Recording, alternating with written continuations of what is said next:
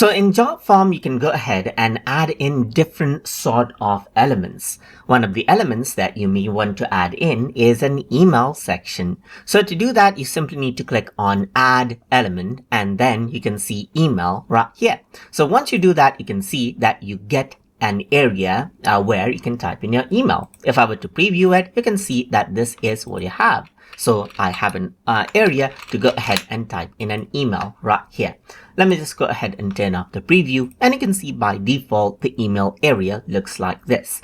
I can actually go around over here onto properties, and you can name the field as you like. Let's say, for example, I'm going to go ahead and say this is email right here. You can go ahead and type like that as well. So you can go ahead and keep the label on the right, on the top, on the left, as you like right here. So you can see that you can set this as the form default as well, and even turn this into a required field. And sublabel is an example right here. So you can go ahead and type in whatever you want. So let's say, for example, if I would type in tututube@example.com, that is what you have.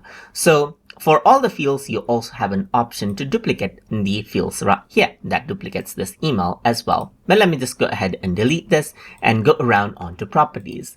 Apart from that, you also can set options, like you can add an entry limit right here, like how many characters. Let's say 20 will be the max characters that one can enter. You can also disallow free addresses, that is, let's say Gmail or Hotmail. You can go ahead and then block the free addresses, so only company emails are accepted. And you can also go ahead and add in a confirmation field right here, so that users have to enter the email twice, so that it is it doesn't have any error. You can go ahead right here and change the width of the field as well. So it's 310, as you can see. So I can go ahead and say 400 right here, or let's say 500, and you can see that it actually overflows. So I can go ahead and change this out onto, let's say, 250 pixels as well. And this is simply how the email width changes out as well. There's advanced placeholder like features as well. So I can go ahead and type in tututube@example.com right here, and then this is what you have. You simply see the example right here.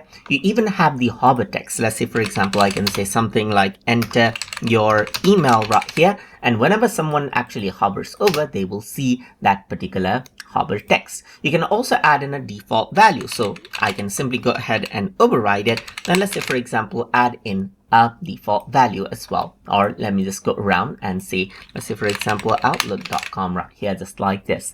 So if I can also go ahead and make it read only, so no one can actually enter into this field. But since this is email, I don't need to do this. You can also make the field smaller right here, just like this, so that it's pushed onto the side. You can also go ahead and then, let's say, for example, push to a new line as well, just like this. So you can see that you can go ahead and make changes to the switch, and that is what you have. And you can even hide the field if it is not needed at the moment. So you can see that there's the field details right here, just like this. You don't need to worry about this, but if you want to add in your own ID and field IDs and unique name right here to the field on a coding level, you can go ahead and make changes to that as well. So this is the form field email, and if I were to go ahead and preview this, this is how you can see. So you can see enter your email. As I hover over, you can see it says enter your email, so I can go ahead and make changes to it as you like. Let's say, for example, if I were to go ahead and type in tututube@outlook.com, it doesn't allow copy paste right here. So if I were to go ahead right here, just like this, .com, then you can see that this is what you have. So tututube@outlook.com right here. So it's not actually working out. So I'm going to say test at gmail.com right here. So I'm just going to say test at gmail.com, and you can see that now it says it maxes out. So this is what you have right here, as you can see, and that is how you can work around with the form email field inside of Jotforms. So I hope you guys learned something as always. And as always, please like, comment, share, and subscribe.